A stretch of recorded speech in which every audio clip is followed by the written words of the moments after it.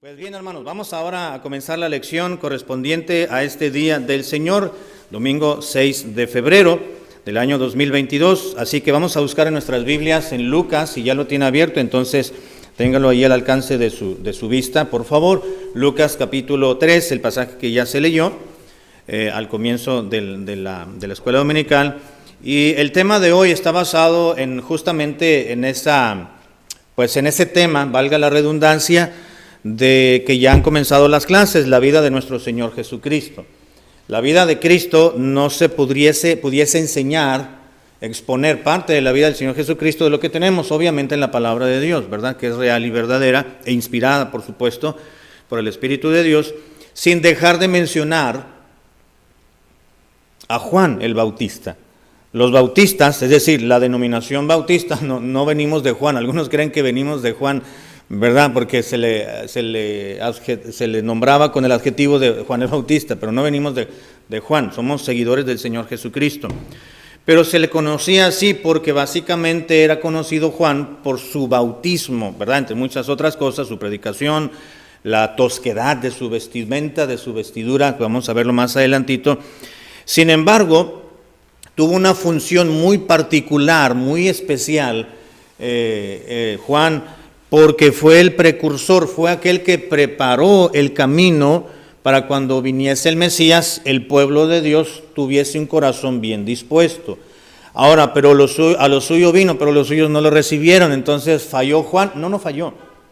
No falló, él cumplió con su labor, él cumplió con pararse frente al pueblo, predicar ese mensaje de arrepentimiento, de convencimiento, humanamente hablando, ¿verdad? Porque quien convence es el Espíritu Santo, pero su mensaje, su predicación, el contenido del mensaje de la predicación de Juan, pues llevó para que muchos judíos llegaran a los pies de Cristo.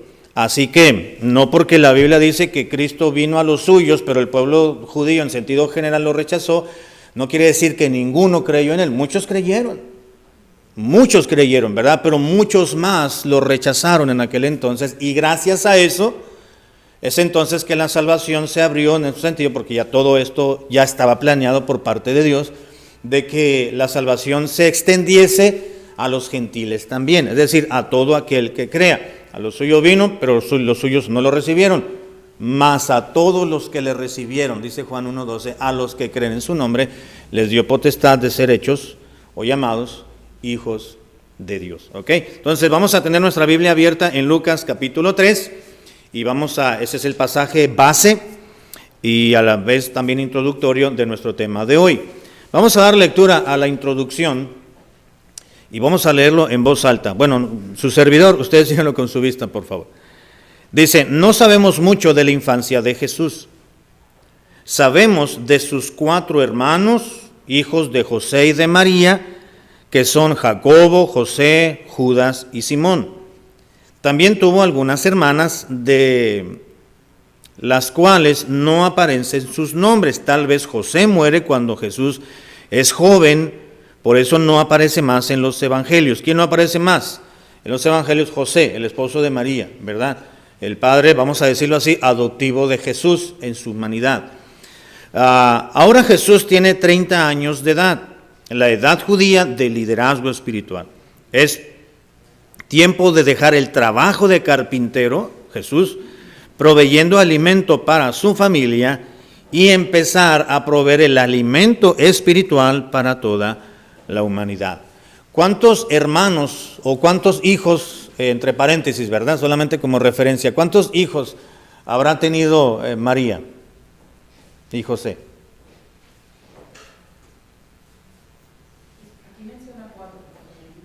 4. Ajá. Sí, dice, por ejemplo, en Mateo 13:55, es solamente como referencia, ¿verdad? Mateo 13:55, si quieren ir a buscarlo está bien, si no solamente escúchenlo. Mateo 13:55 es donde nos da los nombres, la palabra de Dios, de estos 4 personajes, y también hace alusión a que tuvo hermanas, ¿verdad? Mateo 13:55, dice la Biblia, dice: ¿no es este el hijo del carpintero? Decía la gente, ¿no? ¿Quién era el carpintero? Ajá, exactamente, su papá adoptivo, ¿verdad? José. ¿No es este el hijo del carpintero la gente se maravillaba, ¿no?, por las enseñanzas que tenía. Dice, ¿no se llama su madre María y sus hermanos Jacobo, José, Simón y Judas? Y luego continúa diciendo el versículo 56, ¿no están todas sus hermanas? ¿De quién? Las hermanas de Jesús, ¿verdad? ¿No están también con nosotros todas sus hermanas? Entonces, por lo menos podemos calcular que María tuvo por lo menos 7 hijos. 7 hijos, ¿verdad? Uno fue, los 4 que menciona aquí, es Judas, José, sí menciona José, ¿verdad? Sí, José, que era el junior, seguramente, ¿verdad? Según nuestra cultura, ¿no? José, Judas, Jacobo y Simón. Más Jesús, que fue el primogénito, ¿verdad? Son 5 varones, más las mujeres. Dice, no están sus hermanas. ¿Cuántas personas tiene que haber para referirse ya en plural? Por lo menos 2, ¿verdad? Dice, están sus mujeres. Son 5 varones y por lo menos 2 mujeres. Si dijeras sus hermanas, te refería tal vez a un par. Exactamente, por lo menos 2, ¿no? Exactamente, por lo menos 2, que quizás tuvo más de 2, quizás tuvo 2, o tuvo 3, o 4, o 5, no sabemos, ¿verdad? Así que 5 varones y por lo menos 2 mujeres son 7, por lo menos 7 hijos tuvo María, por lo menos, ¿no? María no siguió siendo siempre virgen, como hay una doctrina, ¿verdad?, de la perpetuidad de la virginidad de María, ¿no? Ella perdió su virginidad, ¿verdad?, como todo, pero su concepción de Jesús en su humanidad, pues claro que fue milagrosa. Pero bueno, eso es otra doctrina.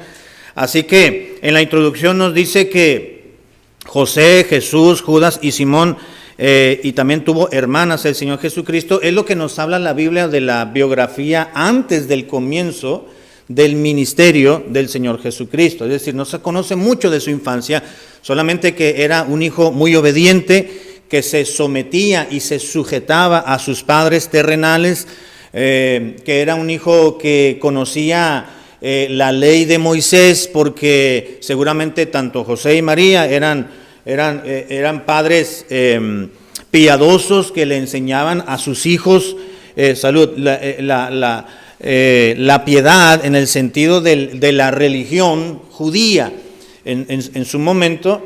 Así que era un hijo que tenía conocimiento, hablando humanamente, ¿verdad?, porque él es Dios.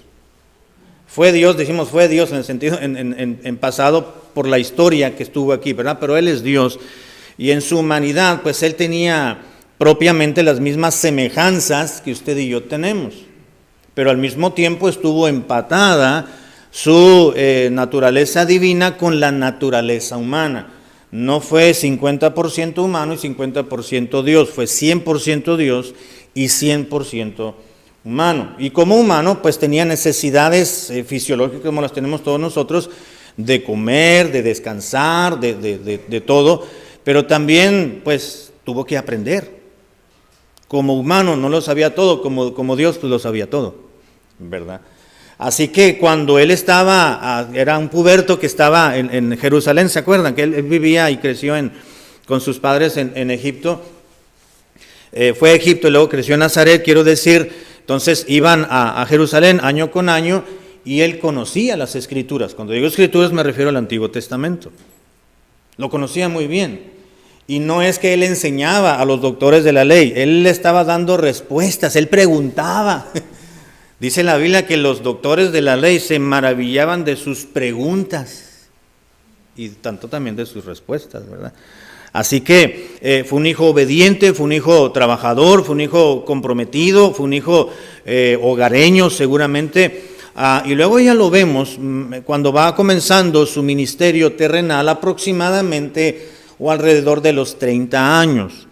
Y dice la lección que ahora tiene 30 años de edad, que era la edad en la cultura judía de liderazgo espiritual, es de proveer. Era tiempo de dejar el trabajo de carpintero ya, que proveía para su casa el sostenimiento y la provisión, y ahora comenzaría a proveer propiamente el alimento, pero ahora el alimento espiritual al pueblo de Israel y para toda la humanidad. Sigue la segunda parte de la introducción. En este tiempo que aparece, que aparece este personaje llamado Juan y apodado el Bautista, que fue el precursor del Mesías, que según testimonio de Cristo, dijo el Señor en Mateo 11:11, de los nacidos de mujeres y de todos los seres humanos, no ha habido otro más grande que Juan. Por su ministerio, podemos incluir también por su forma, gracias hermano, por su forma que fue concebido, no concebido, sino como nació, de quién vino, etcétera, etcétera, ¿verdad?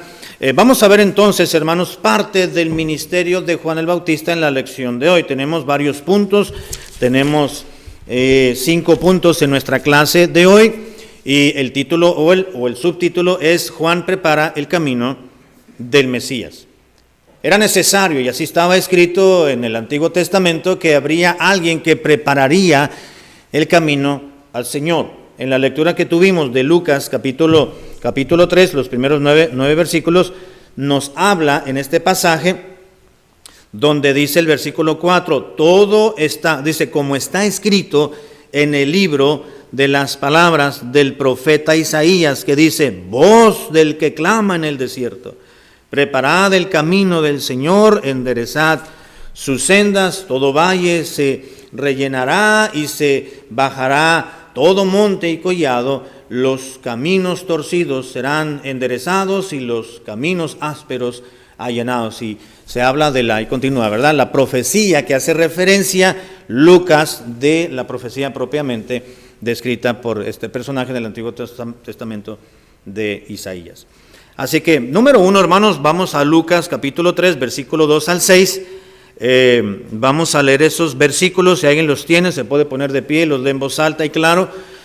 Número 1, Juan declara su hermosa misión. ¿Qué dice?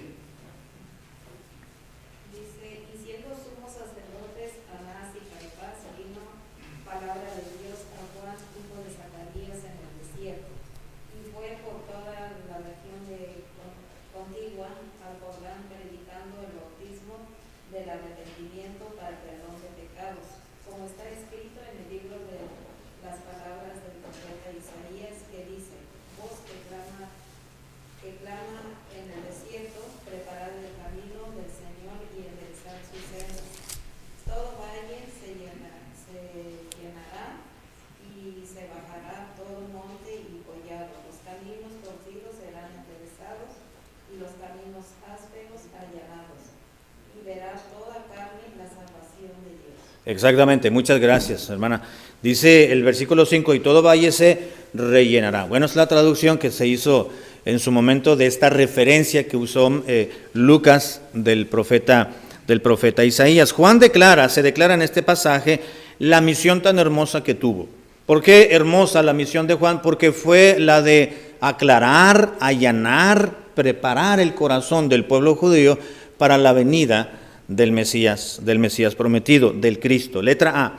Dice, el precursor de Jesús fue un profeta con ascendencia sacerdotal y obviamente llamado Juan. Juan no era cualquier personaje, hermanos. ¿De dónde venía Juan? ¿De quién nació? ¿Se acuerdan? ¿De dónde vino Juan?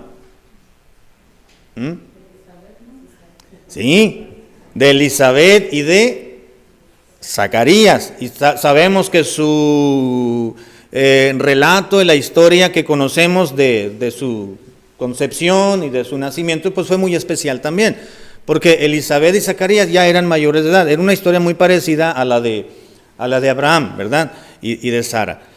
No podía tener hijos también, la mamá de Juan, ya eran mayores, pero Zacarías, el padre de Juan, era sacerdote. Y si era sacerdote, era de la tribu de Leví. Juan le correspondía en ley, por ley, vamos a decirlo así, pues ministrar y servir en el templo. Pero él no estuvo ahí. Juan fue un predicador, fue el último profeta del Antiguo Testamento. Jesucristo dijo, los profetas fueron hasta Juan. Así que Jesús también le dio su nombre y le dio el lugar que a Juan le correspondía. De los nacidos de mujer no ha habido otro mayor que Juan. Así que fue el precursor de Jesús y fue un profeta que tuvo ascendencia sacerdotal llamado Juan. Número 1, vivió en el desierto alejado de la sociedad y comía del campo con sencillez. Eso lo conocemos también, ¿verdad? Algunos de los profetas del Antiguo Testamento eran caracterizados por su vestimenta y eran caracterizados también por su sencillez en su alimentación. Y Juan no fue la excepción. Juan tuvo un tipo de vida asceta. El ascetismo era algo así como un ermitaño, entre comillas, para que lo podamos entender un poquito, ¿verdad? Vivía alejado de la sociedad, alejado del bullicio de los pueblos, del movimiento, y allá estaba en el desierto, allá vivía, y tenía su vestimenta de una manera, tenía su alimentación también muy natural, así que era un hombre muy saludable, ¿verdad? Número 2. ¿Quién lo puede leer, por favor, en voz alta? Número 2, ¿qué dice, hermanos? Si no, yo lo leo para no esperar mucho tiempo, ¿no? Dice, era un vocero de Dios que con su mensaje de arrepentimiento y bautismo atraía a muchos. Ahora, cuando Juan se levanta, hermanos, en su momento y Dios dice, ya es el tiempo, Juan, sal a predicar, sal al pueblo, a la comunidad, a la sociedad, para que prediques y cumplas con tu misión a la cual te he llamado. Entonces Juan comenzó a salir y predicar. Juan, el Bautista, por supuesto, pues fue una persona, no podemos decir que fue una persona tosca en su proceder, porque fue un siervo de Dios, fue un profeta, fue un mensajero del Señor, un escogido del cielo, pero sus palabras en su predicación pues fueron muy fuertes, porque el pueblo era muy cerrado, ¿sí o no, hermanos? ¿Qué dijo el Señor Jesucristo? Les respondió a los fariseos y les dijo, Señor, pues Moisés sí permitió el divorcio. Sí, dice, pero pues por su dura servir, son bien duros ustedes. Y desde entonces el pueblo de Israel ha sido duro de servir. Toscos, le ha batallado para entender, para comprender, más que ello, para obedecer la palabra de Dios. Así que el pueblo de Israel era un pueblo duro, no cerrado, sino duro. Le batallaban ellos para poder salirse de lo tradicional y aceptar la predicación, las enseñanzas nuevas, para poder cambiar, arrepentirse y cambiar. Así que Juan tenía que hablarles fuerte. Generación de víboras, les dijo. Oiga, ¿usted se ofende si le dijeran víbora? ¿Verdad que sí? Eres una víbora. Hermana, si la vecina le dice, eres una víbora, no se va a sentir mal. Pero también se la va a regresar, ¿verdad? Bueno, no todas se la regresarían, pero yo creo que sí, algunas que otras sí, ¿verdad? Se la íbamos a revirar, por claro, ¿cómo no? Juan se paraba y le decía, generación de víboras, ¿quién les enseñó a escabullirse? Entendía el pueblo de Israel, hermanos, que andaban mal, que estaban en pecado y no se querían arrepentir, no querían corregir sus vidas, no querían creer en el Mesías venidero, querían continuar viviendo sus sendas como ellos creían que debían de vivir, y tenían la predicación de Juan, tenían el Antiguo Testamento, tenían los recordatorios en las sinagogas, las enseñanzas de los ministros en las sinagogas, pero no querían cambiar sus vidas. Y Juan les dice, ¿quién les enseñó a huir de la ira venidera? Y comenzaba a enseñarles y hablar, y miren, y había gente que los escuchaba. Había judíos que creían en ellos. Hay otro pasaje donde nos dice que había fariseos y los saduceos iban y lo escuchaban, pero había soldados romanos que se arrepentían y creían. Perdón. ¿Qué tenemos que hacer? Decían ellos. Pues conténtense con el salario que tienen, les decía a los soldados. No anden cogiendo de aquí ni de allá. Sean honrados, sean honestos. Si de veras creen en el Mesías que ha de venir, entonces demuéstrenlo con su proceder, con su vida distinta. Así que Juan, número 2, era un vocero de Dios que con su mensaje de arrepentimiento y bautismo, pues atrae a muchas personas. Era un fenómeno, hermano. Juan no era un fenómeno era lo que estaba sucediendo. Que se pararan a predicar al aire libre, a la orilla del río, a la falda de un cerro, y la gente venía y lo escuchaban. Hasta los funcionarios del imperio romano le tenían aprecio, muchos de ellos. Nos dice la Biblia que Herodes le tenía un aprecio muy grande a Juan, cuando la mujer con su amante le mandó pedir la cabeza, ¿se acuerdan? Es que lo apreciaban. Así que Juan pudo ganarse el corazón de la gente también, de algunos, más no de otros. Número 3, su estilo de vida de Juan era acorde a la severidad de su mensaje. Vamos a buscar ese pasaje de Segundo de Reyes 1, 8 y 9. ¿Quién lo tiene, por favor? Que se ponga de pie y lo lee en voz fuerte, hermano.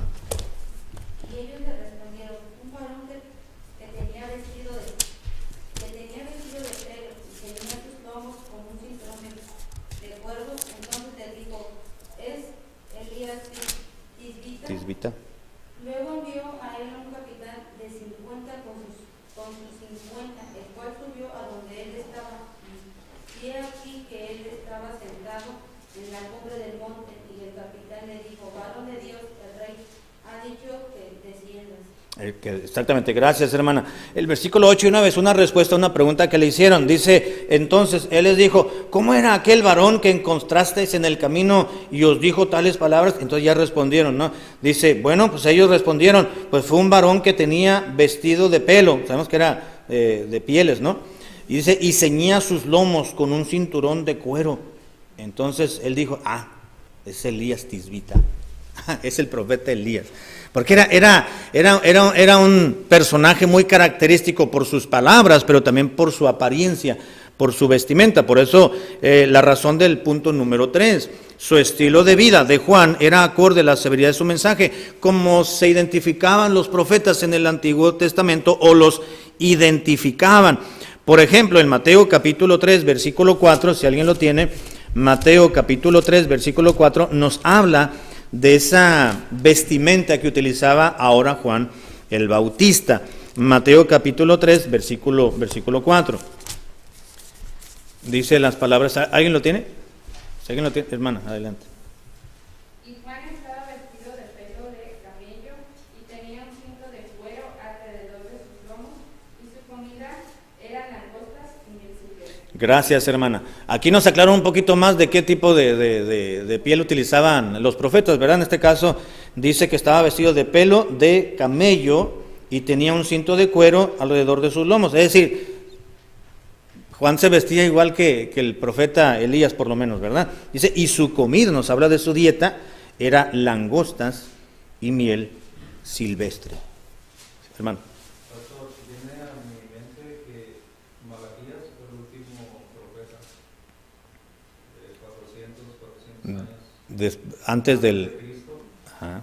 Escribió, y pues eran duros para predicarles lo que Dios tenía para ellos. Sí. Y estaban acostumbrados, ¿no?, a tener a alguien que les estuviera señalando su pecado. Uh-huh. Pero después de 400 años ya no hubo alguien que estuviera, pues habían pasado generaciones. Uh-huh. Entonces cuando llega Juan, pues se escucha fuerte que Dios le manda otro profeta, porque antes había sucesión de profetas. Exacto. Durante el tiempo de la ley. Pero ya 400 años y de repente que lleguen y les vuelvan a hablar fuerte, pues sí era muy doloroso para ellos. Era incómodo, ¿verdad? Doloroso, incómodo. Y dice, pues, ¿y tú quién eres para decirme así? Además, mira cómo andas vestido. No vestían como la gente noble, ¿no? Exactamente. Y hay que recordar, como lo decía el hermano, hay que recordar que en los reyes siempre tuvieron un profeta, siempre había un mensajero de parte de Dios, ¿verdad?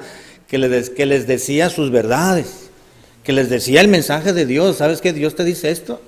No, Dios me dijo, vino mi palabra de Jehová a decirte esto. ¿Se acuerdan a David cuando vino Natán? David dijo, ya la libré, ¿no? Ya pude esconder aquí y allá, ya no pasó nada. Pero vino Natán y le contó esa parábola, y entonces entendió David que era de parte de Dios y se arrepintió de su pecado. Y siempre los reyes debían de tener allí la ley de Jehová, pero también tenían sus siervos, sus profetas, ¿verdad? Y siempre el pueblo tenía profetas, algunos que son muy conocidos, que los tenemos en la Biblia, y entre pasajes que leemos por ahí en Reyes y en Crónicas nos damos cuenta que hubo muchos otros profetas con nombres raros o sin nombres, es decir, que no los conocemos sus nombres, pero que hicieron labor muy especial en el pueblo de Dios. Exactamente, gracias hermano. Y viene Juan, los 400 años de silencio que se le conoce, donde Dios no se reveló, ni por palabra, ni por profeta, ni por nada. Y bueno, ahí es un lapso de tiempo de muchas historias que encontramos en lo secular, ahí donde se levantaron los macabeos y todo eso, ¿verdad? Sin embargo, el pueblo se acostumbró, 400 años, ¿cuántas generaciones son? Muchísimas, ¿verdad? Usted se acostumbra a no venir a la iglesia, bueno, usted deja, no es que así vaya a suceder, ni que suceda, ¿verdad? Pero si usted algún día deja de venir a la iglesia y se acostumbra a no venir, no vienen sus hijos, no vienen sus nietos, pero vienen los bisnietos. Pero los bisnietos tienen que empezar desde cero.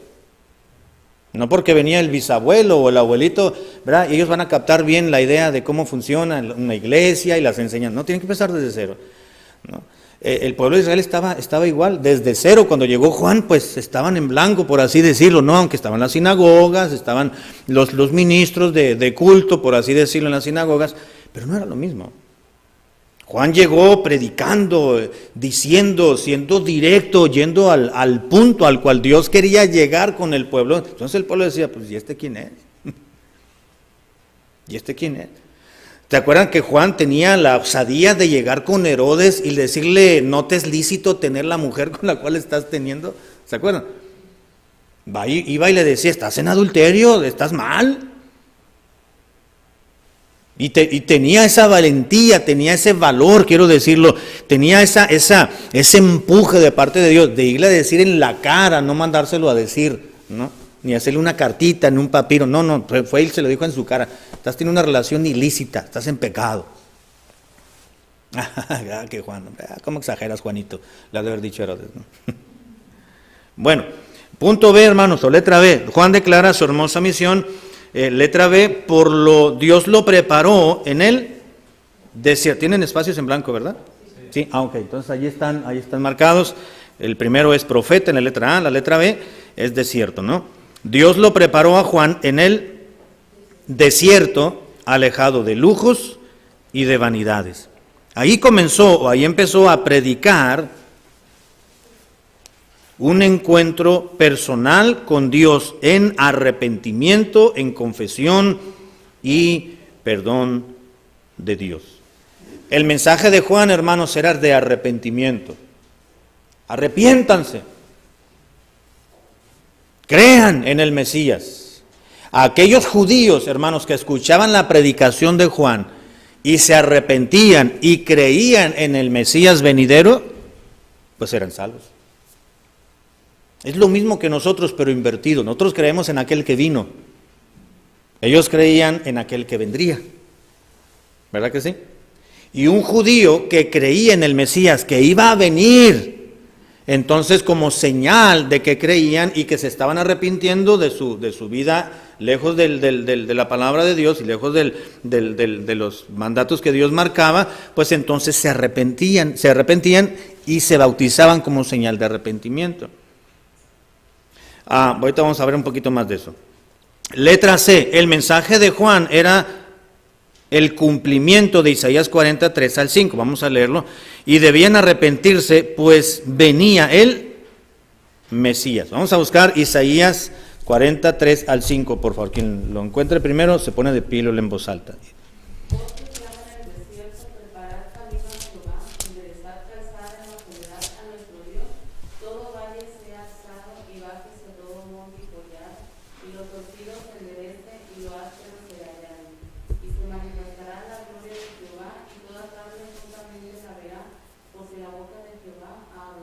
Exactamente, bueno, gracias. Aquí nos habla del contenido del mensaje de Juan, ¿no? Claro, Isaías no mencionó su nombre propio, pero menciona el contenido de su mensaje en sentido general. Número 1, el arrepentirse debía ser una actitud del corazón, mucho más que un rito o solo una confesión. Y el mensaje de arrepentimiento, o la manera o la forma, hermanos, de arrepentirse, o esta actitud de arrepentimiento que nos menciona la Biblia en la predicación de Juan, es la misma forma de arrepentirse hoy en día.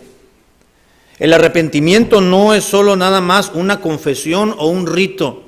Me declaro arrepentido y no es algo declarado, palabras solamente, debe ser del corazón y genuino. La palabra arrepentimiento significa literal cambio de mentalidad o cambio de mente o de pensamiento. Así que el pueblo de Dios, al predicarles, tanto los profetas del Antiguo Testamento como Juan el Bautista, al predicarles el mensaje de arrepentimiento, el pueblo de Dios, al entenderlo, o aquellos, parte del pueblo de Dios, al comprender esa predicación, claro, convencidos por el Espíritu de Dios, entonces cambiaban su mente, su mentalidad, decían, es cierto, estamos mal, nos hemos acostumbrado a vivir como queremos. Vamos con el sacerdote y con los levitas y le ofrecemos a Dios lo sucio, lo manchado, lo que nos sobra. Y dicen, estamos haciendo mal, no estamos cumpliendo con sus preceptos, no estamos cumpliendo con la manera de vida que nos ha marcado en el Antiguo Testamento. Estamos mal. Y es verdad que vendrá el Mesías anhelado, el gran libertador, aquel que nos ha de redimir. Era la palabra clave, ¿verdad? En el Antiguo Testamento, redención. Aquel que nos va a rescatar, nos va a redimir. Y creían en el Redentor. Entonces, de todo corazón, cambiaban su mentalidad, mejoraban su vida. Y entonces Juan los bautizaba. Era un mensaje de arrepentimiento que era más que un solo rito o una sola confesión. Número 2, además debía haber una evidencia práctica de ese arrepentimiento en bondad y de amor. ¿Se acuerdan cuál era parte del mensaje de Juan? Haced frutos dignos de arrepentimiento. Si de veras te has arrepentido, entonces da frutos de ese arrepentimiento. En palabras más coloquiales y más entendibles, si de veras te has arrepentido y has cambiado tu mentalidad, entonces demuéstralo. Le decimos a una persona que a veces pide perdón, le decimos, no me pidas perdón, nada más demuéstralo que de veras estás arrepentido. No digas que vas a cambiar, más bien quiero ver tus acciones. Yo ya no creo en tus palabras, quiero ver tus acciones. Esa era parte del mensaje de Juan. Si de veras se han arrepentido, entonces manifiéstenlo con sus obras, con sus hechos. Y eso es una grande verdad, hermano. Santiago lo dijo en el libro en la epístola de San... Sí, hermano, perdón. Hoy en la actualidad yo digo que es lo mismo, porque cuando nos hablaron de Cristo, creo que allí es donde entiendo yo que fue lo mismo, ¿no? Porque cuando éramos, bueno, muchas veces yo digo de mí, era católica de nombre, pero cuando alguien nos habla de Cristo, creo que nos confronta con cuál debe de ser, ¿no? Que somos pecadores. Y es cierto, uno reconoce y cambia, pero a veces no nos damos cuenta de la magnitud de que el cambio que uno tiene es totalmente diferente al de antes, ¿no? Como dice, dar muestra de eso, y pues sí, a veces hay cosas que nos cuesta dejar, pero ese es el cambio que debe de hacer cada uno de nosotros para que nuestra propia familia vea que realmente sí somos otros. Nuestra vida, ¿no? En ese aspecto yo lo veo igual, no sé. Sí, y está implícito ese cambio que viene como resultado de un arrepentimiento y de creer. El arrepentimiento en sí solo no sirve de nada, debe ir acompañado con otra virtud. Arrepentirse, por ejemplo, el arrepentimiento y la fe, o el arrepentirse y creer. No. Una persona arrepentida puede decir, ya me arrepiento, pero bueno, demuéstralo, ¿no? Y exactamente, y va implícito en 2 Corintios 5:17, lo que Pablo dijo, se me estaba olvidando la idea, ¿no? De modo que si alguno está en Cristo, si ya te arrepentiste y creíste, estás en la fe de Cristo, pues eres nueva creación, ¿verdad? Las cosas viejas pasaron y aquí todas han sido hechas nuevas, en el sentido espiritual. Ahora, si tú ya estás en Cristo, estás en la fe de Cristo, es porque te arrepentiste. Pedro les predicó a los judíos, arrepentidos. ¿Qué debemos de hacer para ser salvos? Le dijeron, pues arrepiéntanse y crean. Es arrepentirse y creer en Cristo, somos salvos, estamos en la fe de Cristo y ahora Cristo te ha cambiado tu ser, te ha dado una nueva naturaleza, te ha vivificado tu espíritu, ahora ya eres otro, pero tú tienes que esforzarte también no para ser salvo, sino porque ya eres salvo, entonces debes de esforzarte por por tratar de ir mejorando ciertas actitudes que Dios nos ha dado de su espíritu para poderlo hacer. Pero siempre va a haber una parte divina y una parte humana. Siempre. ¿Se acuerdan cuando Cristo le resucitó a Lázaro? Primero dijo, quiten la piedra. Esa era la parte humana. Ya trabajaron ustedes, ahora me toca a mí, dijo Cristo. Siempre hay una parte humana y una divina. Cuando Moisés, cuando Dios le dijo al pueblo con Moisés al mando que cruzaran el mar, ¿se acuerdan? Pues Dios abrió el mar, pero ¿qué le dijo? Había una parte humana que tenía que hacer Moisés, ¿cuál era? Con la vara debía de tocar el mar, pégalo. ¿No? Siempre, repito, habrá una parte que le corresponde al ser humano y otra parte que le corresponde hacer en cuanto a labor a Dios. Hay ocasiones que la salvación es divino nada más, es cuestión de Dios. Pero una vez que somos salvos, Dios dice, ok, yo ya hice mi parte, ahora te toca la tuya. Tienes que esforzarte para mejorar tu vida, porque yo ya te di una nueva naturaleza, ahora tienes que realmente manifestar y dar evidencia de que eres una nueva creación. ¿Verdad? ¿Sí me estoy dando a entender? Santiago viene viene a reafirmarlo. Si tú dices que tienes fe, tienes que demostrarlo a través de tus obras, es decir, de tus hechos, de tu actuar, de tus actitudes, de tu comportamiento. Si tú no tienes obras, no estás viviendo de acuerdo, no estás reflejando esa fe que dices tener en Cristo, pues entonces que realmente tu fe está muerta. Es decir, no eres salvo. Pero si realmente eres salvo, estás en la fe de Cristo, entonces tú debes de manifestar, mostrarlo a través de tus actos. Todos conocemos a personas que dicen, yo soy cristiano, pero tienen una boquita. Y uno dice, a mí se me hace que no es. ¿Verdad? Porque si alguno está en Cristo es nueva creación, es decir, lo va a manifestar a través de sus obras. ¿No? O dicen, no, es que yo también soy cristiano, pero andan envueltos en un montón de situaciones bien complicadas, bien raras, que dice, es que esto no lo hacen cristiano. Y uno piensa, pues es que no está en la fe de Cristo. Que realmente, hermanos, finalmente, entre paréntesis, pues eso lo define Dios nada más, ¿no? Si uno está en Cristo o no. Pero uno lo manifiesta a través de la vida que ven los demás, ¿verdad que sí?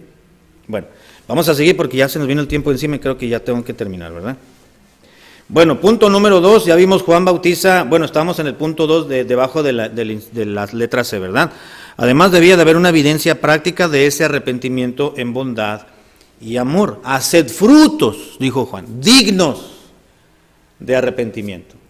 Hermanos, si usted y yo estamos contristados, fuimos ya contristados por el Espíritu de Dios en cuanto a la salvación, y reconocimos nuestra incapacidad para poder ser salvos, y creímos en el Señor Jesucristo como nuestro Dios y como nuestro Salvador, y depositamos en Él nuestra confianza, fuimos salvos. Amén.